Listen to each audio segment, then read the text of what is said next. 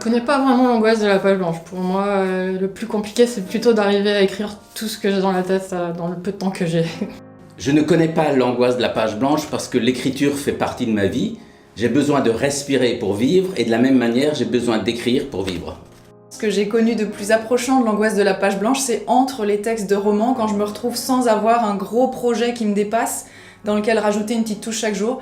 Et là, c'est la misère, ouais. J'affûte ma plume, j'écris un peu de poésie, je fais des exercices, mais j'aime pas ça. J'ai traversé, il y a 1 an à peu près, toute une phase où je ne pouvais pas écrire, où ça ne venait pas, où j'étais pas branché. Voilà, ça m'arrive, donc oui. L'angoisse de la page blanche, c'est plutôt un mythe. Je ne l'ai pas. Par contre, ce qui m'arrive, c'est que je tiens une histoire, je sais que c'est quelque chose, et je tourne autour. Je trouve pas l'accès, et ça peut durer.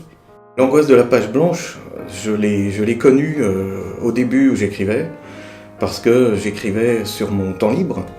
Il se trouve qu'aujourd'hui, je suis aussi rédacteur, je produis des textes pour tout un tas de contextes, et donc je ne connais plus cette angoisse, parce que je dois écrire chaque jour, quel que soit le sujet et le thème.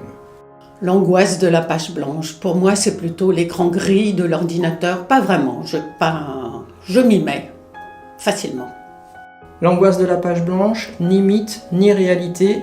Comme je participe à des concours, je me mets à écrire que quand j'ai envie d'écrire. Donc j'ai cette chance.